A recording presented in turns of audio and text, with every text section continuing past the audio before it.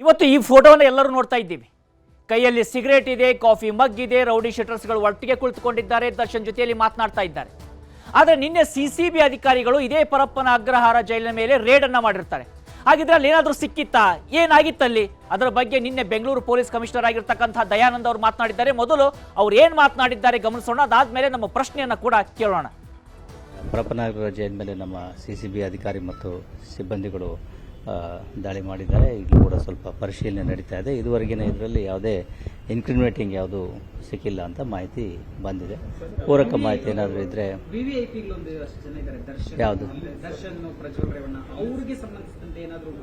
ಯಾವುದು ಇನ್ಕ್ರಿಮಿನೇಟಿಂಗ್ ಯಾವುದು ಎಲ್ಲೂ ಸಿಕ್ಕಿಲ್ಲ ಅಂತ ಪೂರ್ವ ಮಾಹಿತಿಯನ್ನು ನಮಗೆ ಕೊಟ್ಟಿದ್ದಾರೆ. ನಂತರದಲ್ಲಿ ಎಲ್ಲ ಬರಗಳಲ್ಲೂ ಚೆಕ್ ಮಾಡ್ತಾರೆ. ಎಲ್ಲರೂ ಸ್ವತಃ ಬೆಂಗಳೂರು ಪೊಲೀಸ್ ಕಮಿಷನರ್ ದಯಾನಂದ್ ಅವರು ಹೇಳಿರೋದು ಅಲ್ಲಿ ಏನು ಸಿಕ್ಕಿಲ್ಲ ಅಂತ. ಆದರೆ ಸತ್ಯ ಇಲ್ಲಿ ಮುಂದಿದೆ, ಕಣ್ಮುಂದೆ ಕಾಣಿಸ್ತಾ ಇದೆ. ಹಾಗಿದ್ರೆ ಇಲ್ಲಿ ಸರಿಯಾದ ರೀತಿಯಲ್ಲಿ ರೇಡ್ ಆಗ್ಲಿಲ್ವಾ? ರೇಡ್ ಆದ್ರೂ ನಿನ್ನೆ ಅಲ್ಲಿ ಒಳಗಡೆ ಇರ್ತಕ್ಕಂಥವ್ರೆ ಇದ್ಯಾವುದು ಸಿಗದ ಹಾಗೆ ಮಾಡಿದ್ರ? ತನಿಖೆ ಆಗಬೇಕು. ತನಿಖೆ ಆದ್ಮೇಲೆ ಮಾತ್ರ ಸ್ಪಷ್ಟವಾಗಿ ಸಿಗುತ್ತೆ. ಇನ್ನು ಇಲ್ಲಿ ಈ ದೃಶ್ಯದಲ್ಲಿ ಗಮನಿಸ್ತಾ ಇದ್ದೀವಿ, ದರ್ಶನ್ ನಗನಗ್ತಾ ಕುಳಿತುಕೊಂಡಿರುವಂಥದ್ದು, ಸಿಗರೇಟ್ ಅನ್ನ ಸೇರ್ತಾ ಇರುವಂಥದ್ದು. ಆದ್ರೆ ಬೆಳೆದ ಮಗನನ್ನ ಕಳೆದುಕೊಂಡ ರೇಣುಕಾಸ್ವಾಮಿ ತಂದೆ ಚಿತ್ರದುರ್ಗದಲ್ಲಿ ಕಣ್ಣೀರನ್ನ ಇಡ್ತಾ ಇದ್ದಾರೆ. ಕಣ್ಣೀರನ್ನ ಇಡ್ತಾ ಅವ್ರು ಏನ್ ಮಾತನಾಡಿದ್ದಾರೆ ನೋಡೋಣ.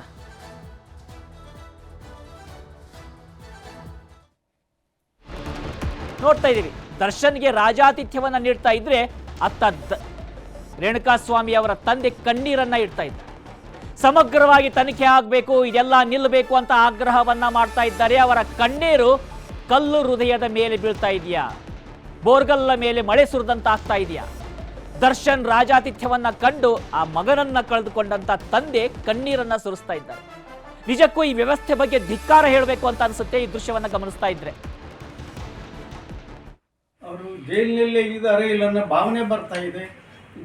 ಜೈಲಾಗಿರ್ಬೇಕನ್ನ ಅದು ಮತ್ತೊಂದು ಆಗಬಾರ್ದು. ಜೈಲಿನಲ್ಲಿ ಯಾವ ರೀತಿ ಎಲ್ಲ ಸಾಮಾನ್ಯ ಕೈದಿಗಳಿಗೆ ಕೊಡ್ತಾರೆ ಆ ರೀತಿ ಇರಬೇಕವೇನ. ಇದು ನನಗೂ ಫೋಟೋ ಅಂದರೆ ನಮ್ಮ ಸ್ನೇಹಿತರು ತೋರಿಸಿದ್ರು, ಅದು ಭಾಳ ಆಶ್ಚರ್ಯ ಅನ್ನಿಸ್ತದೆ. 4 ಜನ ಕುರ್ಚಿ ಮೇಲೆ ಕೂತ್ಕೊಂಡು ಸಿಗರೇಟು ಚಹಾ ಹಿಡಿದು ಎಲ್ಲಿ ಅತಿಥಿ ಗೃಹದಲ್ಲಿ ಕೂತಿದ್ದಾರೆ. ಜೈಲು ಅತಿಥಿ ಗೃಹ ಗೊತ್ತಾಗ್ತಾ ಇಲ್ಲ, ರೆಸಾರ್ಟ್ನಲ್ಲಿ ಕೂತ್ಕೊಂಡ್ರೆ ಗೊತ್ತಾಗ್ತಾ ಇಲ್ಲ. ಜೈಲಾಗಿರ್ಬೇಕು, ವಿನಾ ಜೈಲಿಲ್ಲ. ನಾವು ಚೀಫ್ ಮಿನಿಸ್ಟರ್ ಕಂಡಾಗ ಅವರು ಖಂಡಿತವಾಗಿ ನಮಗೆ ನ್ಯಾಯ ಸಿಗುತ್ತೆ, ನಾ ಪೊಲೀಸ್ನಲ್ಲಿ ಫ್ರೀ ಹ್ಯಾಂಡ್ ಕೊಟ್ಟಿದ್ದೀನಿ, ನಿಮಗೆ ತಪ್ಪಿದ್ರೆ ಶಿಕ್ಷೆ ಆಗುತ್ತೆ ಅಂತ ಭರವಸೆ ಕೊಟ್ಟು ನಮಗೆ ಆತ್ಮಸ್ಥೈರ್ಯ ಹೇಳಿದ್ದು.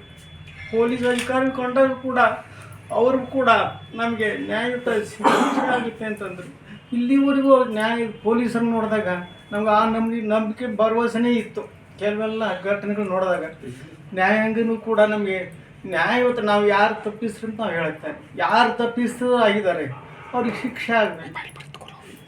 ತನ್ಮೂಲಕ ನನ್ನ ಮಗನಿಗೆ ಶಾಂತಿ ಸಿಗಬೇಕು. ಏಕೆಂದರೆ ನನ್ನ ಮಗನ ಕಳ್ಕೊಂಡದ್ದು ನನಗೆ ಗೊತ್ತು ಏನಂತ. ಅವ್ರಿಗೆ ಆರಾಮಾಗಿ ಕೂತ್ಕೊಂಡ್ರಿಗೆ ಯಾರಿಗೆ ಗೊತ್ತಿರ್ತೈತಿ. ಇದು ನಿರ್ದಾಕ್ಷಿಣ್ಯವಾಗಿ ಸರ್ಕಾರ ಇದ್ರ ಬಗ್ಗೆ ತನಿಖೆ ಮಾಡಬೇಕು. ಅವ್ರಿಗೆ ಯಾವ ರೀತಿ ಕೊಟ್ಟಿದ್ದಾರೆ, ಯಾರು ಕೊಟ್ಟಿದ್ದಾರೆ, ಅವ್ರಿಗೆ ಶಿಕ್ಷೆ ಕೊಡಬೇಕು. ಇದ್ರ ಮುಖಾಂತರ ನಾನು ಸರ್ಕಾರವನ್ನು ಕೈ ಮುಗಿದು ಕೇಳ್ಕೊಂತೀನಿ. ಅವ್ರಿಗೆ ತಪ್ಪಿಸಿದ್ರೆ ಆಗಬಾರ್ದು. ಅದು ಸರ್ಕಾರ ಇಲ್ಲಿವರೆಗೂ ನಂಬಿಕೆ ಇಟ್ಕೊಂಡು ಜನ ಸರ್ಕಾರನ ನಂಬಿದ್ದಾರೆ, ಪೊಲೀಸರು ನಂಬಿದ್ದಾರೆ. ನನ್ನ ಜೊತೆಗೆ ನಾನು ಇಡೀ ಕರ್ನಾಟಕದಲ್ಲಿ ನನಗೆ ಸಹಕಾರ ಕೊಟ್ಟಿದೆ, ಸ್ಟ್ರೈಕ್ ಮಾಡಿದ್ದಾರೆ.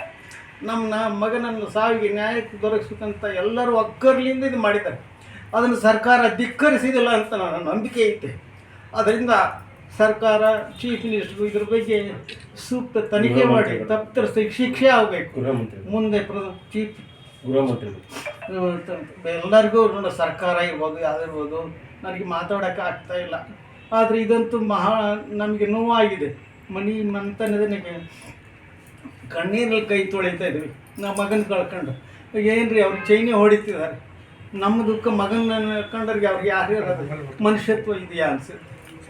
ನಾವು ಎಷ್ಟು ಇದರಲ್ಲಿ ದಿನ ಬೆಳಗಾದರೆ ಸೊಸೆ ಬಗ್ಗೆ ಎಷ್ಟು ನಮಗೆ ಸಂಕಟ ಆಗ್ತಾಯಿತ್ತು. ಅವಳ ಜೀವನ ಹೆಂಗೆ ನಾವು ನೋಡ್ಬೇಕಂತ. ಅಂಥದ್ರಲ್ಲಿ ಈ ಘಟನೆಗಳು ನಮ್ಮ ಕಣ್ಣೆದುರಿಗೆ ಬಂದರೆ ನಮ್ಗೆ ಎಷ್ಟು ಹೊಟ್ಟೆ ಉರಿಯಾಕಿಲ್ಲ. ಈ ಫೋಟೋ ನೋಡಿದರೆ ನಮಗೊಂದು ಸ್ವಲ್ಪ ಶಾಕ್ ಅನ್ನಿಸ್ತಾ ಇದೆ. ಯಾಕೆ ಹೀಗಾಯಿತು?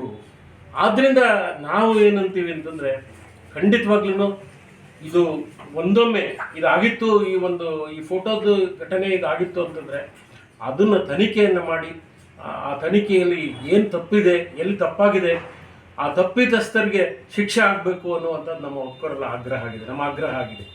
ಆದ್ದರಿಂದ ದಯಮಾಡಿ ಈ ಒಂದು, ಯಾಕಂದರೆ ಮಾನ್ಯ ಮುಖ್ಯಮಂತ್ರಿಗಳಾಗಲಿ, ಕಮಿಷನರ್ ಆಗಲಿ, ಪೊಲೀಸ್ ವ್ಯವಸ್ಥೆ ಆಗಲಿ, ಗೃಹ ಮಂತ್ರಿಗಳಾಗಲಿ, ಎಲ್ಲರನ್ನೂ ನಮ್ಮ ಡಿಸ್ಟ್ರಿಕ್ಟ್ ಮಿನಿಸ್ಟರ್ನಾಗಿರಲಿ, ಎಲ್ಲರನ್ನೂ ನಾವು ಭೇಟಿ ಮಾಡಿದಾಗ ಅವರೆಲ್ಲರೂ ಒಂದೇ ಮಾತು ಹೇಳಿದ್ದು, ಇಲ್ಲ ನಿಮ್ಮ ಇದಕ್ಕೆ ನ್ಯಾಯ ಸಿಗ್ತದೆ, ನಿಮ್ಮ ಹುಡುಗನ ಸಾವಿಗೆ ನ್ಯಾಯ ಸಿಗ್ತದೆ ಅನ್ನುವಂಥ ಭರವಸೆಯನ್ನು ಹೇಳಿದ್ರು. ಈ ಫೋಟೋ ಸಿಗ್ತಾ ಇದ್ದ ಹಾಗೆ ನ್ಯೂಸ್ 18 ನಿರಂತರವಾಗಿ ಸುದ್ದಿಯನ್ನು ಪ್ರಸಾರ ಮಾಡ್ತಾ ಇದೆ, ಜೊತೆಗೆ ಕೆಲ ಕಠಿಣವಾದಂತಹ ಪ್ರಶ್ನೆಗಳನ್ನ ಕೂಡ ಕೇಳ್ತಾ ಇದೆ.